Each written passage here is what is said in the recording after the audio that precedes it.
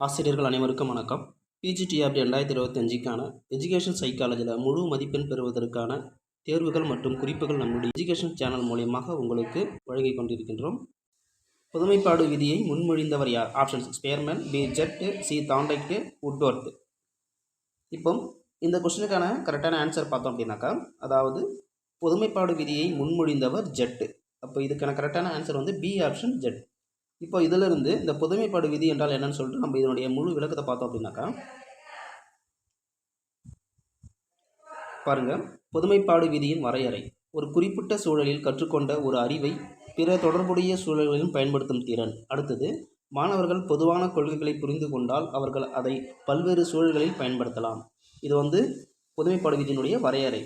அடுத்து பார்த்தீங்கன்னாக்கா, இதனுடைய முக்கிய அம்சங்கள் என்ன அப்படின்னு பார்க்கும்பொழுது, அனுபவத்திலிருந்து கற்றல், அதாவது ஒரு செயலை செய்வதன் மூலம் கற்றுக்கொண்டால் அதை பிற செயல்களிலும் பயன்படுத்தலாம்.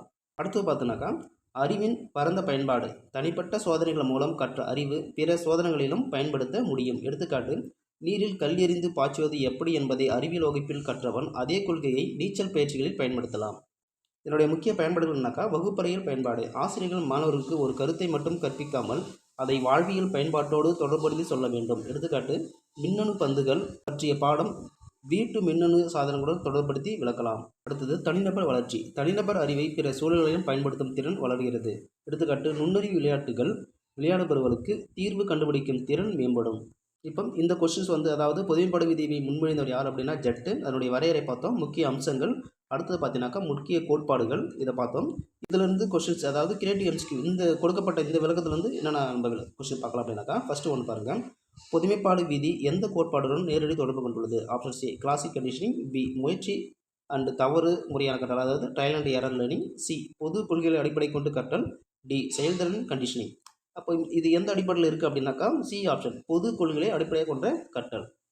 அடுத்தது 2, கீழ்கண்ட எந்த உளவியல் கோட்பாடு புதுமைப்பாடு விதியுடன் தொடர்புடையது? ஆப்ஷன்ஸ்: ஏ ஸ்பேர்மனின் ஜி அம்ச கோட்பாடு, பி விகோட்ஸ்கியின் சமூக கட்டமைப்பு கோட்பாடு, அடுத்தது சி பியாஜேவின் செறிவு கோட்பாடு, டி ஜட்டின் மாறும் சூழ்நிலை கற்றல் கோட்பாடு.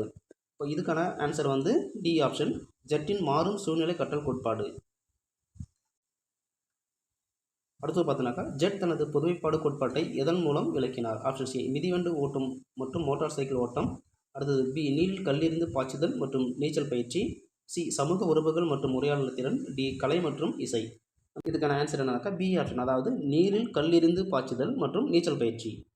அடுத்தது 4, புதுமைப்பாடு விதி எந்த கல்வி முறையுடன் தொடர்புடையது? ஆப்ஷன் சி கோட்பாட்டு கல்வி, பி நடைமுறை கல்வி, சி மனப்பாட கல்வி, டி கல்வியின் மேம்பாட்டுக்கான பரிந்துரை இல்லாத கல்வி. அப்போ நம்ம இது எதனுடைய தொடர்புடையது அப்படின்னாக்கா, ப்ராக்டிக்கல் எஜுகேஷன், அதாவது பி ஆன்சர் நடைமுறை கல்வி. இதுக்கான கரெக்டான ஆன்சர். சரி நண்பர்களே, இது வந்து ப்ரீவியஸ் இயர் கொஸ்டின் பேப்பரில் ஒரு கொஸ்டின் பார்த்துருக்கோம். இதுபோல் 2001 2022 வரைக்கும் உள்ள கிட்டத்தட்ட 1000 கொஸ்டினுக்கு, ஒவ்வொரு கொஸ்டினுக்கும் இதுபோல் முழு விளக்கம் நம்ம டெஸ்ட் பேட்ச் ஜாயின் பண்ணுற அனைத்து மாணவர்களுக்கும் கொடுக்கப்படும். இதிலிருந்து நம்ம படித்தோம் அப்படின்னாக்கா, கண்டிப்பாக வரும் பிஜிடிஆர்பியில் சைக்காலஜியை பொறுத்த அளவுக்கு 20+ மார்க்கு வாங்குறது நிச்சயம் உறுதி. மீண்டும் அடுத்த சந்திப்போம். நன்றி.